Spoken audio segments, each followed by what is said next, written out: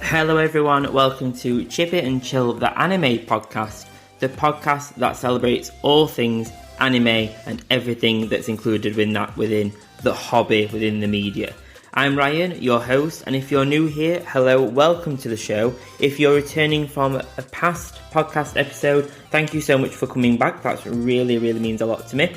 So, in the last episode, we looked at the rise of one of the most famous and record-breaking anime studios, Studio Ghibli. The studio is one that has created some of the most iconic cinematic anime ever and helped to change the face of anime movies in general overall and helped change the types of stories that were being told. Although no studio really has ever matched the type of creativity and aesthetic that the studio has, because it's so different to normal anime. I say normal, but not anime in the Ghibli way. So in this episode, I wanted to continue that theme of Studio Ghibli and delve a little bit deeper into one of my favourite and definitely one of the most iconic films, Spirited Away. I'll be going through some of the weird and wonderful facts about the movie, such as Easter eggs, tiny details, and facts about the creation and production of the movie that broke multiple records. I won't be covering some of the story. We covered quite a bit of the story last time in the Rise of the Studio Ghibli Studio last episode. So if you do want to check that out, get a bit of a refresh on what the movie's about, head back an episode, check it out, give it a listen, head straight back, and we'll dive straight back in. So to start us off, because this is a different kind of format of show, we're trying something a little bit different here, more fact-based, more fun fact, Easter egg-based kind of show. So I'm going to start off with some really basic facts about the show, about the movie, and then we'll dive into the more meaty facts. So the film was released in July 2001 and was directed by Hayao Miyazaki himself, which wasn't rare within Studio Ghibli, but it definitely became a moment when he decided to direct one of his films. So the film broke all previous records for almost a full year and brought in an audience of over 23.8 million people and revenue of 30.8 billion yen, which is nearing around 223 million euros. So that beat the Titanic and became one of the greatest box office hit smashers of all time in Japan and was an enormous hit overseas as well. So this film also became the first animated film to ever win a Golden Bear at the 52nd Berlin International Film Festival, and the following year it won the Oscar for Best Animated Feature at the 75th Academy Awards. So it won award after award. It really did absolutely smash it out of the park. So fact number one is the fact that this film had no script whatsoever at the time of production. I would have always thought that the Studio Ghibli films were meticulously thought out, with every detail planned out. However, this is not the case when it comes to how Miyazaki works in general with his films. The film was created with no script in mind and started production while the storyboards for the movie were still being made. So instead, he likes to let the film develop organically, which is a method he uses for all of his films. So it wasn't really anything special for Spirited Away, but isn't that interesting? That's so strange. So Miyazaki told Midnight Sky, it's not me who makes the film makes itself and I have no choice but to follow, quote unquote, which is a really interesting view on your creative project. So I always find it difficult to start a project without a plan and actions kind of laid out. So I find it interesting that one of the most iconic movies ever made was created in this way. So I wonder how this affected the speed and progress of the project, and also I wonder how many scenes ended up being cut from the movie if this was the process. How differently could the story have gone if they decided that the film feels like it needs this or it needed this instead. I wonder how many decisions were made in order to develop the film with no script. So fact number 2 isn't specifically Spirited Away themed, but I had to include this one. So the New Yorker newspaper once called Miyazaki the amateur of anime, quote unquote. And I had to include this fact because I found it super inspiring. One of the world's most iconic and famous papers called Miyazaki the amateur of anime, and no matter what anyone says, you do you and work hard and prove all those people that doubt you wrong. And that is exactly what he did. Look at the legacy and the studio that he built. And I wonder if the person that said that at the New Yorker really regrets that now. So fact number 3 is attention to detail. Now we all know that the Studio Ghibli films have a level of detail in there that is super, super nice. Like the sounds that are used, if a table's knocked, the chopsticks will fall over and the little zippers will catch the light, things like that. But there's a level of detail that I didn't actually think was I didn't think they were so realistic as what they are. So the Studio Ghibli films are praised for attention to detail. And these details even go down to the details of how the main character Chihiro does certain mundane tasks, such as putting on her shoes and then tapping the fronts of the floor to make sure they fit properly, like you do as a kid, to make sure your toes don't, you're not outgrowing them too much, too quickly. Or the fact that when her parents shout her, she doesn't reply until the second time, which is something that reflects how average 10-year-olds often don't actually reply for the first time, every time. It's quite childlike to just kind of be in your own world and you don't actually realise you're being shouted for. So early on in the film, the dad also says that the car has a 4-wheel drive, which is entirely true for the type of car he is depicted driving. He is driving a first-generation Audi A4 sedan, complete with the trademark Quattro 4-wheel drive system. So it's not just a car, and he's not just saying that for effect. That car that he is depicted driving does actually have the system inside that has 4-wheel drive. I think that's so interesting that they even went down to that level of detail. So fact number 4 is all about the river spirit, that stink spirit that comes into the bathhouse. So the stink spirit that is cleaned by Chihiro in the bathhouse was actually inspired by Miyazaki's experience of cleaning his local river. So he said during an interview, "My local river, and there really was a bicycle. It was stuck in there. 10 of us wrapped a rope around the bars and slowly pulled it out. We really cleaned up the river and the fish are back. That's why I added that scene."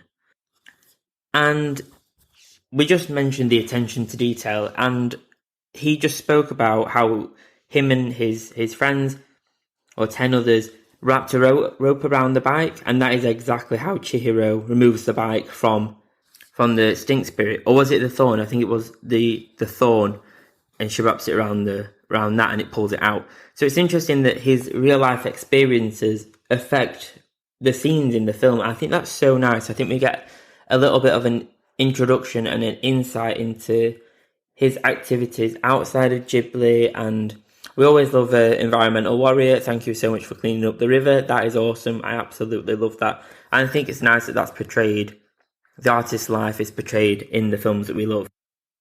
So fact number 5 is all about the names of the characters and how they're actually done. So the names of the characters are a reflection of what they are, and that's quite a traditional trope in storytelling and character naming conventions, that their name reflects something. But I think there's an interesting way about how Miyazaki did it specifically with his characters. So Bo means little boy or son, Kamaji means old boiler man, Yubaba means bathhouse witch, and Zeniba means money witch. The heroine Chihiro means 1,000 fathoms or searchers, and while her worker name Sen just means 1,000. So I think it's really interesting that they are specifically what their name says. So it's not something obscure and it's not something related to them but obscure. No, it is, their name literally reflects what they actually are. So that's an interesting way of doing it. I wonder why it is so literal. Is it because the film originally was or is kind of depicted towards 10-year-olds to watch the film? Is it to make it quite literal for them?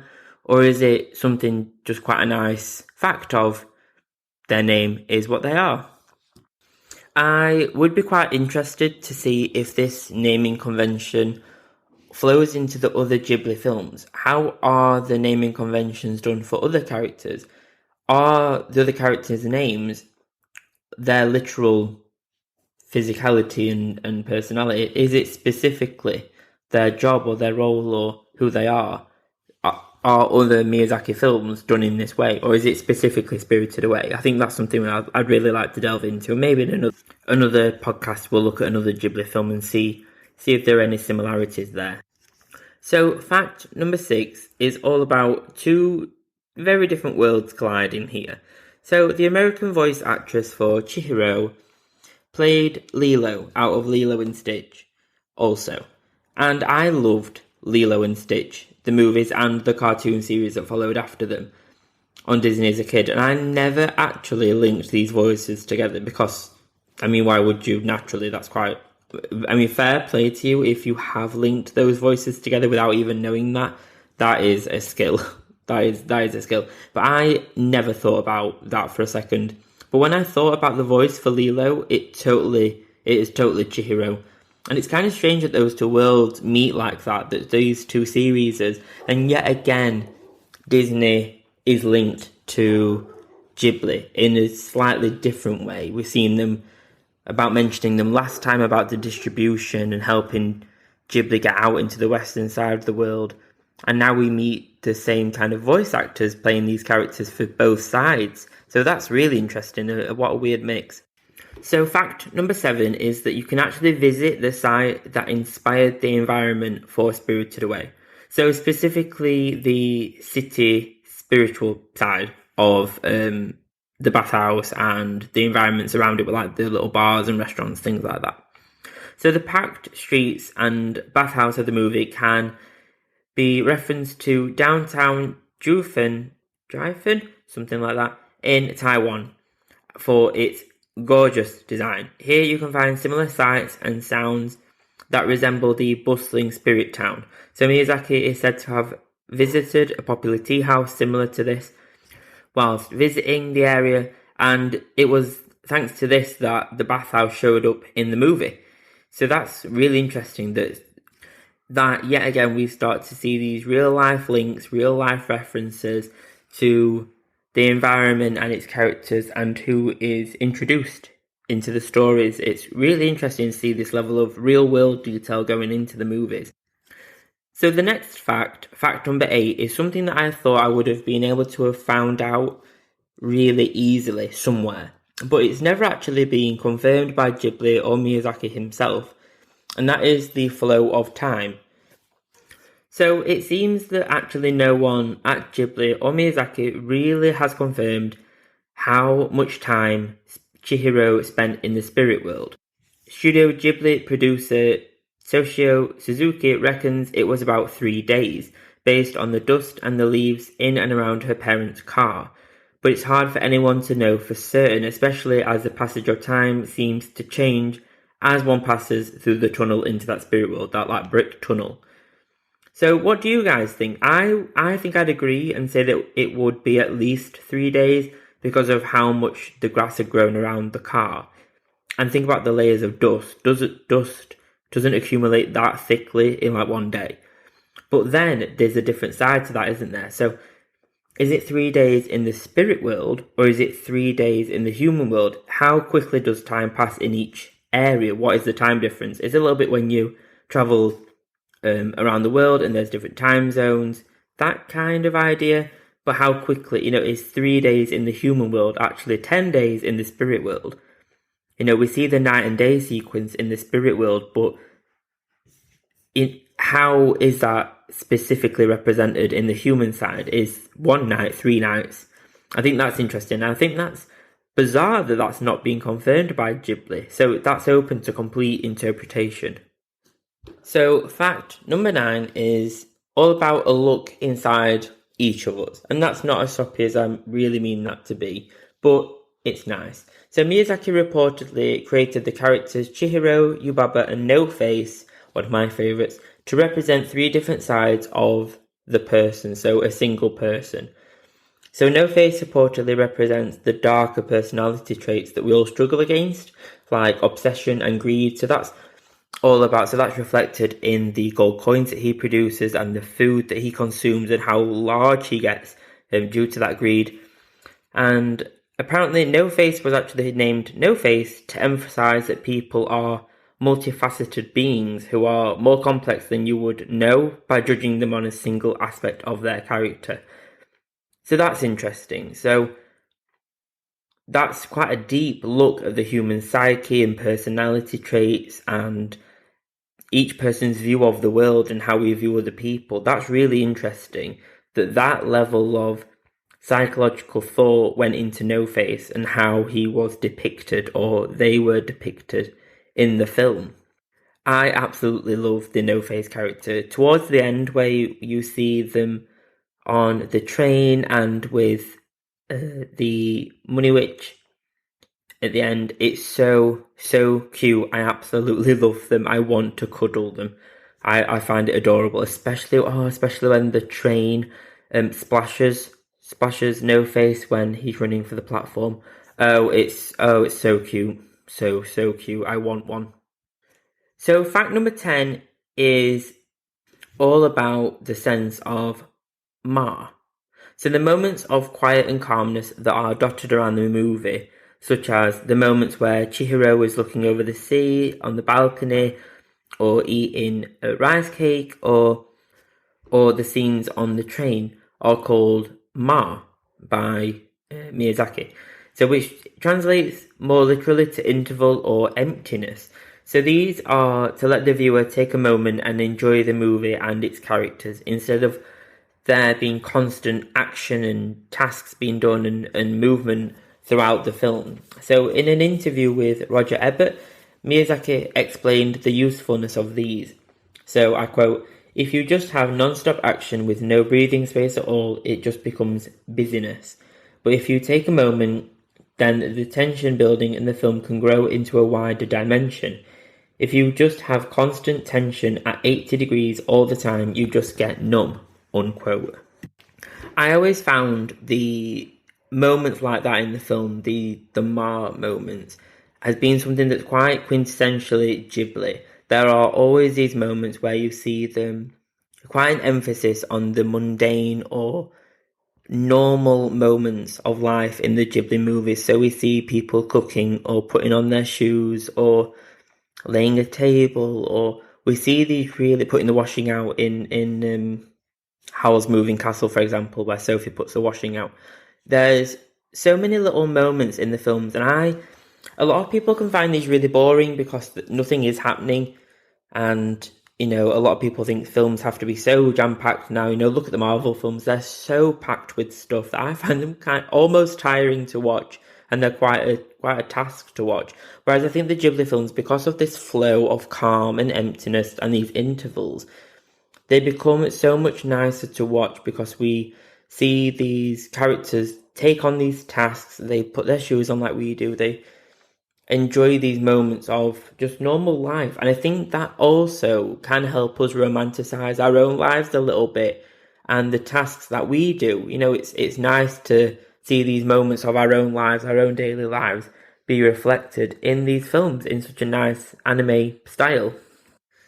So this episode has had a little bit of a different format to the rest of the episodes, but I think it's been interesting to see the hidden details and some of the thought processes behind the characters and the environment, and see the thought processes that Miyazaki kind of went through and his team went through to develop these detailed moments in the film and all these interactions, and see how these films were produced with no script, for example. That is just crazy to me that these films were made and with no script or not thought too far in advance. And yet they still won all these awards. It became a record breaker. It became their most iconic movie. And yet the process was completely organic and completely not left to random, but they were left to just happen by themselves almost.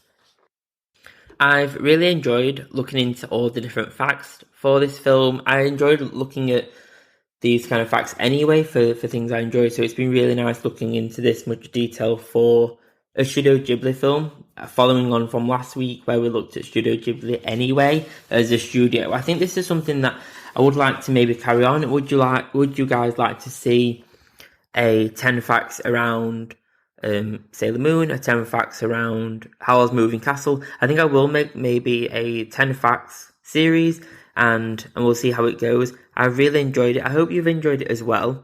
So just a few little outro bits. So I have a brand new Patreon that launched this week.